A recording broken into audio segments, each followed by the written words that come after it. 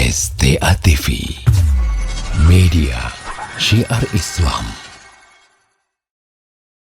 Bismillahirrahmanirrahim. Assalamualaikum warahmatullahi wabarakatuh. Innal hamdalillah nahmaduhu wa nasta'inuhu wa nastaghfiruh wa na'udzu billahi min syururi anfusina wa min sayyiati a'malina.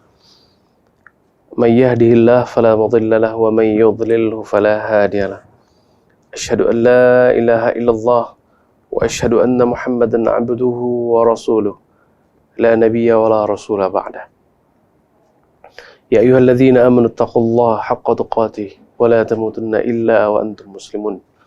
Wa qala Allah subhanahu, ya ayyuhan nasu taqu rabbakum alladzi khalaqakum min nafsin wahidah wa khalaqa minha zawjaha wa batha minhuma rijalan katsiran wa nisaa'a wattaqullaha alladzi tasaaluna bihi wal arham innallaha kana 'alaikum raqiba.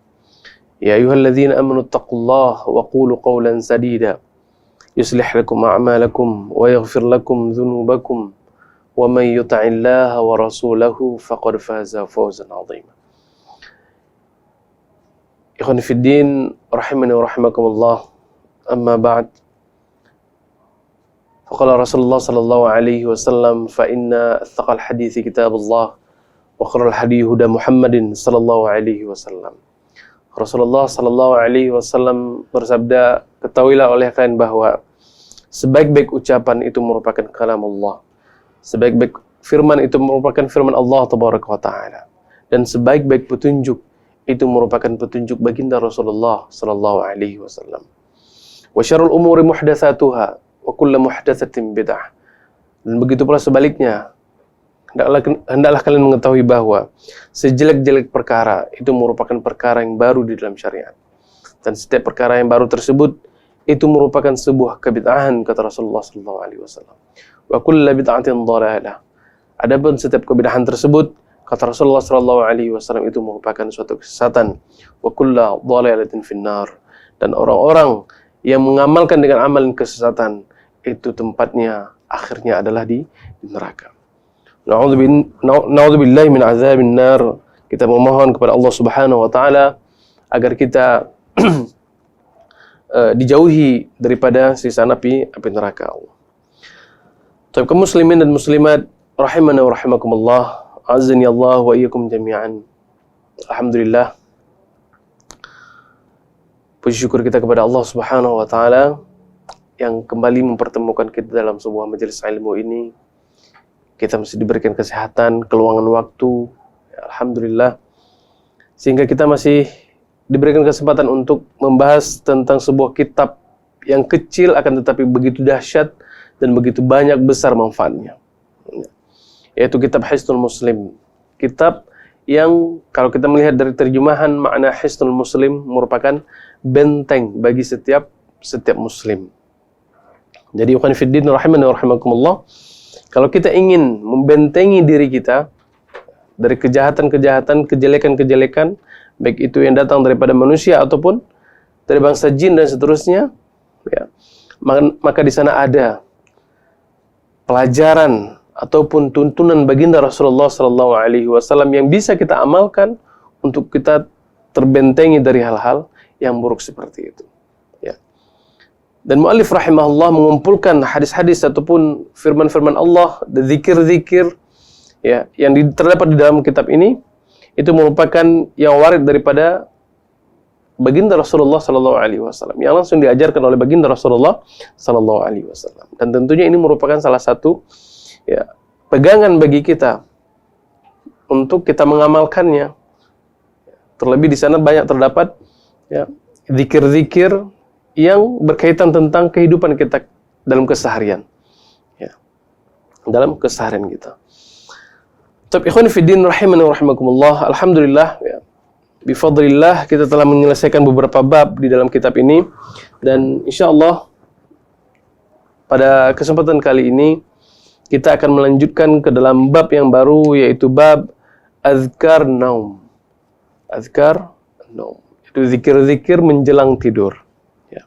Jadi di sana ada zikir-zikir yang kita diperintahkan untuk membacanya sebelum kita kita beranjak ke tempat tidur kita. Ataupun sebelum kita tidur. Ya. Tentunya kaum muslimin yang rahmatullah, tujuannya adalah yang pertama agar kita membentengi diri kita ataupun keluarga kita dan seterusnya. Kemudian kita adalah mengikuti bagaimana apa yang dilakukan oleh baginda Rasulullah Sallallahu Alaihi Wasallam. Ini yang lebih utamanya. Baik, kita langsung kepada zikir yang pertama yang disebutkan oleh mu'allif rahimahullah. Ya, kalau bagi pendengar yang memiliki kitab Hisnul Muslim bisa melihat di bab ke-28 ya, Adzkar Naum ataupun bab tentang zikir menjelang tidur di hadis yang ke-99. Baik, kita membaca matan yang terlebih dahulu, nanti kita kembali ke hadis yang aslinya. Baik. Qala mu'allif rahimahullah, berkata mu'allif penulis dari kitab ini rahimahullah, yajma'u kaffayhi thumma yanfuthu fihima fayaqra'u fihima bismillahirrahmanirrahim. Qul huwallahu ahad, Allahu samad, lam yalid wa lam yulad wa lam yakul lahu kufuwan ahad. Bismillahirrahmanirrahim. Qul a'udzu birabbil falaq min syarri ma khalaq wa min syarri ghasiqin idza waqab wa min syarri naffatsati fil 'uqad wa min syarri hasidin idza hasad. Bismillahirrahmanirrahim. Qul a'udzu birabbin nas malikin nas ilahin nas min syarril waswasil khannas alladzi yuwaswisu fi sudurin nas minal jinnati wan nas. Thumma yamsahu bihima mastata'a min jasadihi wa yabda'u bihima ala ra'sihi wa wajhihi wa ma aqbala min jasadihi yaf'alu dhalika 3 marrat. Kata mu'allif rahimahullah, yajma'u kaffayhi thumma yanfuqu fihima. Jadi hendaknya kita tersebut menggabungkan kedua telapak tangan kita, kemudian meniupkan kedua telapak tersebut seraya membacakan Bismillahirrahmanirrahim, Qul huwallahu ahad, Al-Ikhlas. Kemudian selesai Al-Ikhlas kita membaca Qul a'udzu birabbil falaq, yaitu Al-Falaq. Kemudian selesainya kita membaca An-Nas, yaitu Qul a'udzu birabbin nas. Kemudian kata mu'allif rahimahullah, tsumma yamsahu bihima. Kemudian setelah kita selesai membaca doa ayat tersebut, kita mengusapkan dengan kedua telapak tangan tersebut mastata' min jasadihi. Ya, mengusap dari bagian tubuh kita apa-apa yang bisa kita usap. Wa yabda'u bihima, dan kita memulai pengusapan tersebut ala ra'sihi, dari kepala kita, wa wajhihi, dan kemudian wajah kita, wa ma aqbal min jasadihi, dan bagian depan daripada tubuh kita. Wa yaf'alu dzalika 3 marrat, dan kemudian perbuatan tersebut kita ulang sampai 3 kali. Baik. Ini matan ataupun teks zikir yang disebutkan oleh muallif rahimahullah. Nah, kalau kita kembali kepada hadis yang aslinya, ya, hadis yang aslinya ini terdapat di dalam kitab yang diriwayatkan oleh Al-Imam Bukhari dan juga Al-Imam Muslim. Hadis yang diriwayatkan oleh Al-Imam Bukhari dan Al-Imam Muslim dari jalur yang sahabiyah, yaitu Aisyah radhiyallahu taala anha. Nah, kata beliau, yaitu Aisyah radhiyallahu taala anha, Nabi sallallahu alaihi wasallam, bahwasanya baginda Rasulullah sallallahu alaihi wasallam, kana idza awa ila firashihi, ya, bahwasanya baginda Rasulullah sallallahu alaihi wasallam apabila hendak mendatangi tempat tidur beliau, kullailatin, setiap malamnya, yajma'u kaffaihi, beliau sebelumnya adalah menggabungkan kedua telapak tangannya beliau sallallahu alaihi wasallam. Ya, jadi kata Aisyah radhiyallahu taala anha, Rasulullah sallallahu alaihi wasallam setiap malamnya ketika hendak tidur, beliau sallallahu alaihi wasallam, beliau terlebih dahulu menggabungkan kedua telapak tangannya. Kemudian barulah sebagaimana yang disebutkan oleh muallif, tsumma yanfukhu fihima, ya, fa yaqra'u fihima Al-Ikhlas, Al-Falaq, dan kemudian An-Nas. Ya, jadi Rasul sallallahu alaihi wasallam sebelum tidurnya beliau menggabungkan seperti kita berdoa, membaca Al-Ikhlas, ya, kemudian Al-Falaq, kemudian An-Nas. Dan barulah kita meniup kepada kedua telapak tangan kita tersebut. Ini yang dicontohkan oleh baginda Rasulullah sallallahu alaihi wasallam. Tsumma yamsahu bihima mastata'a min jasadihi. Setelah kita membaca tersebut, ya, kita mengusap, ya, anggota tubuh kita mana-mana yang bisa kita usap. Ya, artinya tidak harus ke dalam sela-sela yang bagian-bagian yang agak sulit ke belakang dan seterusnya. Apa-apa yang mudah untuk kita usapkan. Ya, yabda'u bihima ala ra'sihi, yaitu memulai dengan cara memulai apa? Memulai dari kepala kita usap dulu kepala kita, ya. Kemudian wawajihi, ya, Rasulullah kemudian mengusap wajahnya, dan kemudian wa ma aqbala min jasadihi, ya, mengusap bagian depan daripada tubuh beliau sallallahu alaihi wasallam. Ini yang dilakukan oleh baginda Rasulullah sallallahu alaihi wasallam. Dan ini pula ikhwan fillah rahimani wa rahimakumullah yang harus kita lakukan, yang harus kita praktekkan untuk apa? Untuk membentengi diri kita. Seperti yang kita jelaskan tadi, hisnul muslim, benteng seorang muslim. Kita kan nggak tahu kaum muslimin rahmatullah. Kadang-kadang di luar sana, ya, ada orang-orang yang hasad kepada kita, orang-orang yang benci kepada kita, ya. Kemudian melakukan satu perbuatan-perbuatan yang tidak baik, ya. Maka oleh sebab itu, untuk membentengi kita dari hal seperti itu, ini salah satunya.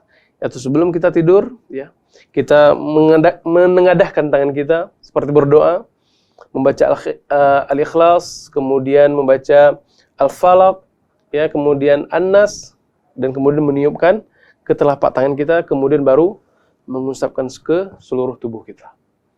Ini yang dilakukan oleh baginda Rasulullah sallallahu alaihi wasallam. Wa yaf'alu dzalika thalatha marrat. Dan kemudian baginda Rasulullah sallallahu alaihi wasallam melakukan hal tersebut sebanyak 3 kali. Ya, sebanyak 3 kali. Di sini para ulama menjelaskan bahwasanya ada beberapa thariqah ataupun cara yang bisa kita lakukan. Bahwasanya ada yang pertama, kita membaca Al-Ikhlas, kemudian Al-Falaq, kemudian An-Nas 1 kali, kemudian mengusap, meniupkan ke telapak tangan kita, dan kemudian mengusap tubuh kita seperti yang diajarkan oleh baginda Rasulullah, dimulai dari kepala, muka, wajah, dan kemudian bagian-bagian terdepan yang ada pada diri kita. Itu yang pertama, itu sekali membaca, kemudian sekali meniupkan. Ada juga cara yang lain adalah sekali membaca, kemudian meniupkan ke telapak tangan kita, kemudian membaca lagi, kemudian meniupkan lagi sampai 3 kali, kemudian baru yang terakhir adalah mengusap ke tubuh kita. Kemudian para ulama juga menjelaskan ada cara yang ketiga lagi, bahwa kita membaca sebanyak 3 kali langsung, yaitu Qul huwallahu ahad sampai selesai, kemudian Al-Falaq dan kemudian An-Nas, kemudian mengulanginya lagi, ataupun Qul huwallahu ahad sebanyak 3 kali langsung. Setelah membaca itu semua, kemudian kita meniupkan ke telapak tangan kita, dan kemudian baru kita mengusapkan ke tubuh kita. Ala kulli hal, ikhwan fillah rahimani wa rahimakumullah, ya. Kita mengikuti apa yang diajarkan oleh baginda Rasulullah sallallahu alaihi wasallam, dan tidaklah, ya, apa yang datang daripada baginda Rasulullah sallallahu alaihi wasallam kecuali itu merupakan wahyu, ya, wahyu yang diwahyukan oleh Allah Subhanahu wa taala kepada baginda Rasulullah sallallahu alaihi wasallam. Ya. Ikhwan fillah rahimani wa rahimakumullah, ya. Dari beberapa hadis, dari hadis yang kita sampaikan tadi, bahwa ada beberapa kesimpulan bisa kita ambil bahwasanya dari lafaz, ya, idza awa ila firashihi, ya, ay annahu qara hadza idza arada an-naum la yastarih qalilan thumma ba'da dzalika yantaqil. Maknanya adalah dari lafaz hadis ini, Ibunda Aisyah radhiyallahu taala anha mengatakan bahwasanya Rasulullah sallallahu alaihi wasallam melakukan hal yang seperti ini, yaitu membaca Al-Ikhlas, kemudian Al-Falaq, kemudian An-Nas, dan seterusnya, mengusapkan ke seluruh tubuh tersebut. Itu dilakukan oleh baginda Rasulullah sallallahu alaihi wasallam adalah ketika beliau hendak tidur. Hendak tidur. La liyastarih qalilan, bukan ketika hendak misalkan untuk istirahat sejenak, enggak. Ya, misalkan kadang kan ada kita setelah capek beraktivitas gitu, ya. Kita ingin berbaring sebentar. Bukan untuk tidur seperti kita tidur malam, enggak.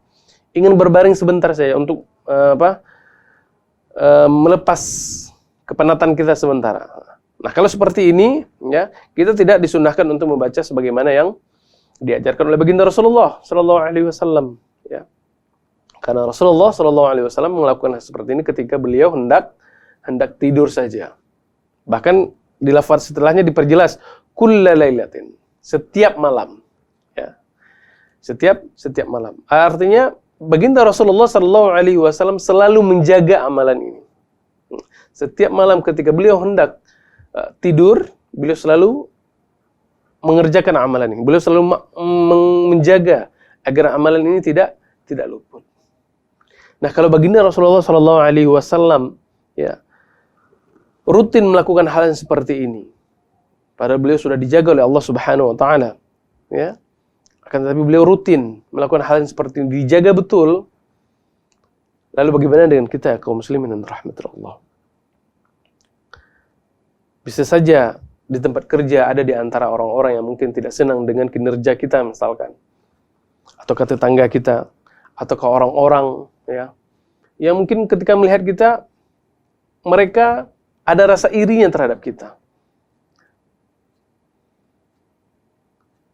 Maka oleh sebab itu kaum muslimin dan rahmatillah Allah, harusnya kita lebih giat, kita lebih betul-betul menjaga sebagaimana apa yang dilakukan oleh baginda Rasulullah Sallallahu Alaihi Wasallam. Ya, karena kita tidak tahu di luar sana apa ada orang-orang yang ingin berbuat kejelekan terhadap kita. Maka oleh sebab itu kita memohon penjagaan kepada Allah Subhanahu Wa Taala. Ya. Kemudian dari lafaz summa yamsahu, maknanya adalah kemudian beliau Sallallahu Alaihi Wasallam mengusapkan ke dalam tubuh kepada tubuh beliau. Di sini mengandung makna bahwa Rasulullah Sallallahu Alaihi Wasallam mengajarkan sedikit bagaimana tata cara kita untuk meruqyah diri kita sendiri. Ya, tentunya salah satunya adalah ketika kita hendak tidur, ataupun ketika ketika sakit misalkan, sebagaimana yang dijelaskan oleh muallif rahimahullah, kama tadullu ba'd al-fadhil hadis. Dan ini juga terdapat di dalam beberapa lafaz hadis yang lain, dan nanti insyaallah akan kita jelaskan. Jadi di sini Rasulullah Sallallahu Alaihi Wasallam juga mengajarkan kepada kita bahwa bagaimana tata cara yang harus kita lakukan ketika kita ingin meruqyah diri kita sendiri ataupun orang lain. Jadi ketika kita membacakan doa tersebut, ya, kita bisa dengan menghembuskan ke telapak tangan kita, kemudian mengusapkan ke tubuh kita tersebut, ataupun ke tubuh orang yang kita ruqyah, ataupun orang yang lagi sakit tersebut. Ikhwan fillah rahimani rahimakumullah. Dari penjelasan seperti ini dapat kita ambil sebuah pelajaran penting lagi, bahwa apa yang diajarkan oleh baginda Rasulullah Sallallahu Alaihi Wasallam dalam hal pengusapan anggota tubuh tersebut, ya, itu hanyalah di dalam ketika kita membaca doa ketika hendak tidur, sebagaimana yang dipraktekkan oleh baginda Rasulullah Sallallahu Alaihi Wasallam. Kemudian ketika kita hendak meruqyah orang lain, ataupun ketika kita meruqyah diri kita sendiri, ya, itu yang kita lakukan. Kita membaca, kemudian kita mengusap anggota tubuh kita. Hal ini sangat berbeda, ataupun tidak bisa kita ambil sebuah dalil yang menyatakan bahwa orang-orang juga ketika setelah membaca doa, ya, mereka juga mengusap anggota tubuh mereka. Dan ini banyak kita lihat, ya. Setelah misalkan mereka membaca doa, apakah itu doa sendiri ataupun doa selesai sholat misalkan, ya. Banyak kita lihat selesai membaca doa, mereka berbuat seperti ini, kemudian mengusap muka mereka seperti itu. Nah, ini tidak bisa kita jadikan dalil sebagaimana yang dilakukan oleh baginda Rasulullah Sallallahu Alaihi Wasallam. Ya, karena Rasulullah Sallallahu Alaihi Wasallam melakukan hal seperti ini adalah pertama adalah untuk meruqyah diri beliau sendiri ataupun orang lain, dan juga ini dilakukan oleh baginda Rasulullah Sallallahu Alaihi Wasallam adalah doa ketika hendak beliau tidur Sallallahu Alaihi Wasallam. Tidak berdoa selepas sholat kemudian beliau melakukan hal yang sebagaimana kebanyakan kita lakukan. Ya. Kalau yang kebanyakan orang lakukan sekarang adalah ini tidak ada dalilnya di dalam syariat kita dan tidak pernah dicontohkan, apalagi diperintahkan oleh baginda Rasulullah SAW. Ya, kita berdoa kemudian berbuat seperti ini kan, mengusap muka kita. Ini banyak kita dapatkan. Ya, ini tidak bisa kita samakan sebagaimana yang dilakukan oleh baginda Rasulullah. Ya, karena tempatnya berbeda, konteksnya berbeda, waktunya berbeda, tujuannya juga berbeda. Ya. Tidak ada kan orang selesai sholat Jumat kemudian meruqyah diri sendiri, nggak ada. Ya. Tapi berbeda hal ketika orang misalkan berdoa, duduk-duduk, apakah itu selesai sholat misalkan, ya, dia merasa sakit atau apa, dia berdoa, ya, kemudian dengan doa-doa ruqyah yang disyariatkan di dalam syariat kita, diajarkan oleh baginda Rasulullah kepada kita, kemudian kita boleh mengusapkan muka, telapak tangan dan segala macamnya. Boleh, kalau kita niat sebelumnya adalah untuk memang meruqyah, bukan untuk doa seperti biasa selesai salat. Nah, ini yang harus kita pahami. Ya, jadi tidak bisa kita ambil dalil, oh kan Rasulullah selesai berdoa mengusapkan kepala, muka dan seterusnya. Berarti kita boleh seperti itu. Nah, ini merupakan satu pemahaman yang keliru. Ya. Jadi tidak bisa disamakan dalilnya. Hal ini sebagaimana yang disebutkan oleh Syekhul Islam Ibnu Taimiyah rahimahullah. Kemudian ikhwan fillah rahimani rahimakumullah, Al-Hafidz Ibnu Qayyim rahimahullah, ya, menyebutkan bahwasanya di sana ada beberapa lafaz yang berbeda. Artinya ada beberapa riwayat yang lainnya yang lafadznya berbeda-beda dengan apa yang datang daripada lafadz hadis Aisyah radhiyallahu taala anha tadi yang kita bacakan, ya. Seperti mana tadi pernah saya sebutkan bahwasanya di sana ada lafadz-lafadz yang lain, ya, yang menjelaskan bahwasanya Rasulullah sallallahu alaihi wasallam beliau kadang-kadang dia meniup terlebih dahulu kemudian mengusapkan ke seluruh tubuhnya, ataupun kadang-kadang beliau memerintahkan Ibunda Aisyah radhiyallahu taala anha untuk melakukan hal yang seperti beliau lakukan sallallahu alaihi wasallam. Di antaranya adalah yang disebutkan oleh Al-Hafidz Ibnu Qayyim rahimahullah, annahu kana yanfuthu ala nafsihi. Bahwasanya kadang-kadang baginda Rasulullah sallallahu alaihi wasallam ya melakukan, beliau tersebut meniup telapak tangan beliau sendiri, ya. Yakni beliau melakukannya sendiri ketika hendak tidur, beliau meniup telapak tangan setelah membaca yang tadi tersebut. Di lafaz hadis yang lain, Ibunda Aisyah radhiyallahu taala mengatakan, kuntu anfuthu alaihi bihinna wa amsahu biyadi nafsihi li barakatihi. Suatu ketika, kata Ibunda Aisyah radhiyallahu taala anha, aku juga pernah, kata beliau, yaitu ketika baginda Rasulullah sallallahu alaihi wasallam sudah membaca Al-Ikhlas, kemudian Al-Falaq dan kemudian An-Nas, ya. Kemudian baginda Rasulullah sallallahu alaihi wasallam meniupkan ke telapak tangannya Ibunda Aisyah radhiyallahu taala anha, kemudian beliau Aisyah radhiyallahu taala anha baru mengusapkan ke seluruh tubuhnya baginda Rasulullah sallallahu alaihi wasallam. Nah, para ulama di sini menyebutkan bahwasanya hal yang seperti ini, ya, ini dilakukan adalah ketika baginda Rasulullah sallallahu alaihi wasallam berada di dalam keadaan sakit, ya, sakit. Kenapa baginda Rasulullah sallallahu alaihi wasallam melakukan hal tersebut? Artinya membaca doa kemudian meminta Aisyah radhiyallahu taala untuk mengusapkan ke seluruh tubuhnya, karena memang beliau tidak mampu, ya, dalam keadaan sakit, mungkin tidak sanggup bangun atau seterusnya. Jadi meminta untuk Aisyah untuk mengusap ke seluruh tubuhnya dengan menggunakan tangannya Aisyah radhiyallahu taala anha. Dan di sini juga disebutkan li barakatiha, yaitu untuk mendapatkan barokah daripada apa yang dibacakan oleh baginda Rasulullah sallallahu alaihi wasallam. Nah, dari sini juga kita bisa jelaskan bahwa apa yang dilakukan oleh baginda Rasulullah sallallahu alaihi wasallam berupa meminta Ibunda Aisyah radhiyallahu taala anha untuk mengusap ke seluruh tubuhnya, di sini bukanlah merupakan Rasulullah sallallahu alaihi wasallam meminta untuk meruqyah beliau, tidak, ya. Karena amalan ataupun ketika kita meminta untuk orang lain meruqyah kita, itu merupakan sebuah perkara ataupun sebuah amalan yang sangat dilarang di dalam syariat kita. Ya. Kita nggak boleh misalkan meminta kepada orang lain, ya fulan, ruqyahlah saya misalkan. Nah, ini nggak boleh. Ya, ini nggak boleh. Tapi apakah yang dilakukan oleh Rasulullah SAW sama? Tentunya berbeda. Karena kenapa? Karena tadi disebutkan Rasulullah SAW yang membaca ayat tadi, beliau SAW membaca Al-Ikhlas, kemudian beliau SAW membaca Al-Falaq, An-Nas. Nah, beliau yang membaca sendiri, kemudian barulah menggunakan tangannya Aisyah radhiyallahu ta'ala anha dikarenakan apa? Keterbatasan beliau karena dalam keadaan sakit itu tadi. Jadi bukan berarti beliau SAW meminta Aisyah untuk meruqyah beliau, tidak. Ya. Kalau orang meruqyah kan orang yang meruqyah itu sendiri membaca, ya kan? Kalau ini kan enggak. Kalau ini Rasulullah sendiri yang membaca. Ya.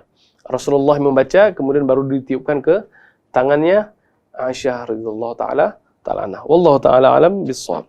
Ya. Disebutkan oleh mu'allif rahimahullah bahwasanya di antara lafaz-lafaz yang telah disebutkan tadi dalam beberapa riwayat, ya, ini menandakan bahwasanya satu lafaz ini ya bisa digunakan untuk penafsiran lafaz-lafaz yang lainnya. Ya. Kalau lafaz yang tadi seperti kita sebutkan bahwasanya Rasulullah sendiri yang mengusap tubuh beliau, itu dilakukan oleh ketika beliau masih dalam keadaan sehat. Adapun yang dilakukan oleh beliau memerintahkan Aisyah untuk mengusap tubuh beliau setelah beliau sendiri yang membacakan doa, itu dilakukan oleh beliau ketika beliau dalam keadaan kurang sehat. Nah, ini penafsiran yang harus kita fahami. Jangan kita salah faham, oh baginda Rasulullah ternyata memerintahkan Aisyah untuk meruqyah beliau. Tidak. Ya.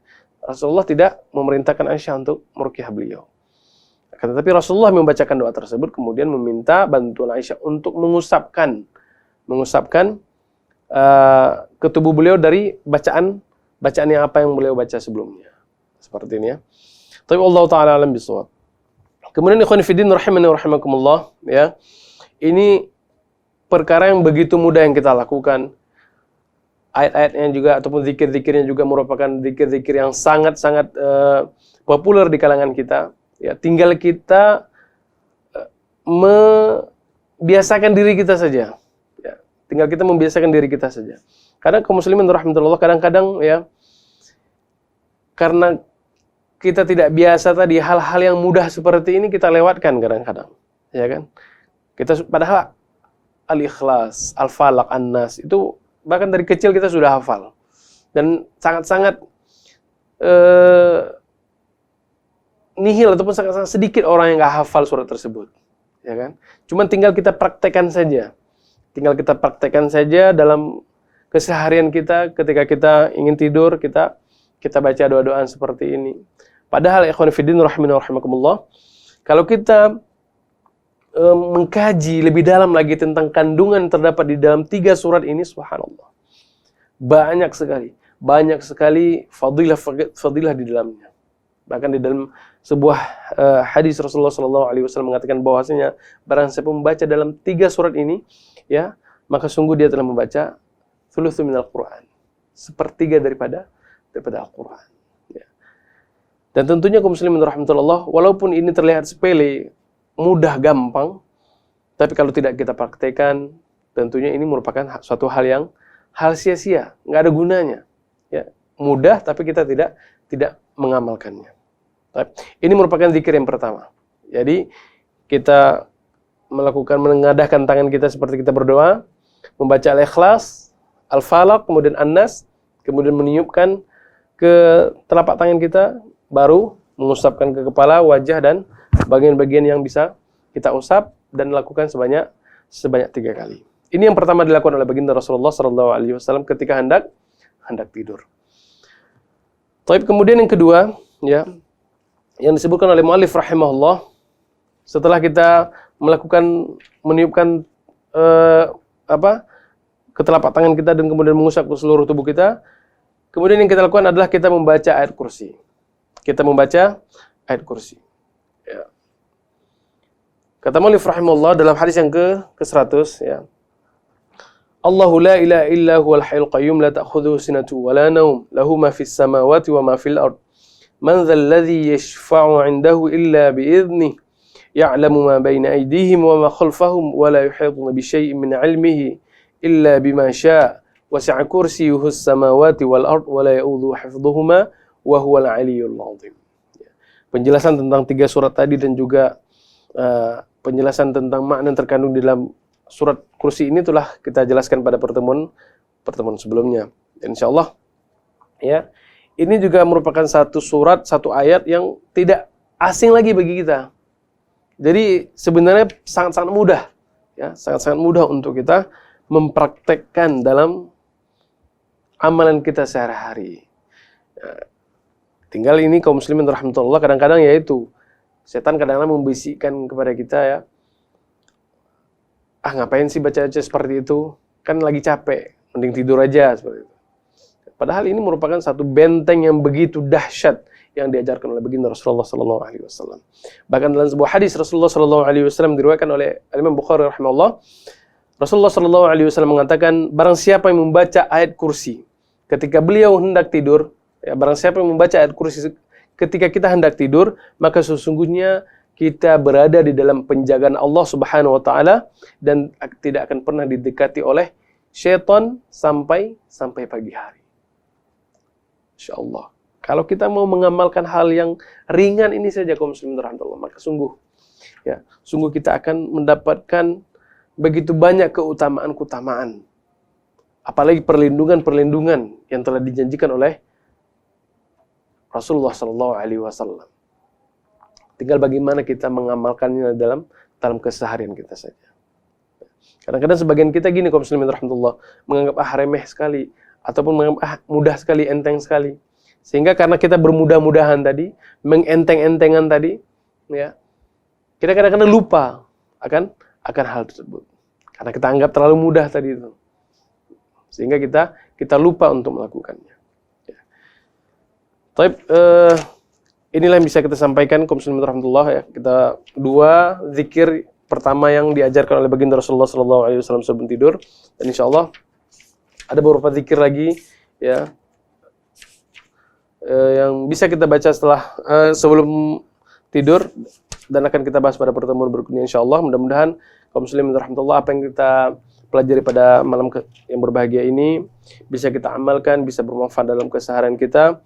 Tentunya kaum muslimin rahmatullah, sekali lagi kita mengajak bahwa hendaknya kita menyibukkan diri kita dengan zikir-zikir yang datang daripada baginda Rasulullah sallallahu alaihi wasallam, yang warid langsung daripada baginda Rasulullah sallallahu alaihi wasallam. Tidak kita malah menyibukkan dengan zikir-zikir yang belum tentu itu ada dasarnya daripada syariat kita, dengan zikir-zikir yang belum tentu itu ada perintahnya ataupun ajarannya daripada baginda Rasulullah sallallahu alaihi wasallam. Karena di sana sungguh banyak sekali zikir-zikir yang betul-betul datang ataupun betul-betul diajarkan oleh baginda Rasulullah sallallahu alaihi wasallam, tapi karena kekurang tahuan kita tadi itu ya, sehingga kita minim pengetahuan terhadap zikir tadi, sehingga kita terjerumus ke dalam zikir-zikir yang lainnya. Zikir-zikir yang kita baca kadang-kadang ya tidak sesuai dengan apa yang diajarkan oleh baginda Rasulullah sallallahu alaihi wasallam. Maka oleh sebab itu kaum muslimin rahmatullah, mari kita belajar sama-sama, mari kembali kepada apa yang datang daripada baginda Rasulullah sallallahu alaihi wasallam, sehingga ya kita bisa betul-betul melakukan, mengamalkan sebagaimana apa yang telah dilakukan oleh baginda Rasulullah sallallahu alaihi wasallam. Baik, kita tutup pelajaran kita pada kesempatan kali ini dengan kafatul majlis. Subhanakallahumma wa bihamdika asyhadu an la ilaha illa anta astaghfiruka wa atubu ilaik. Wassalamualaikum warahmatullahi wabarakatuh.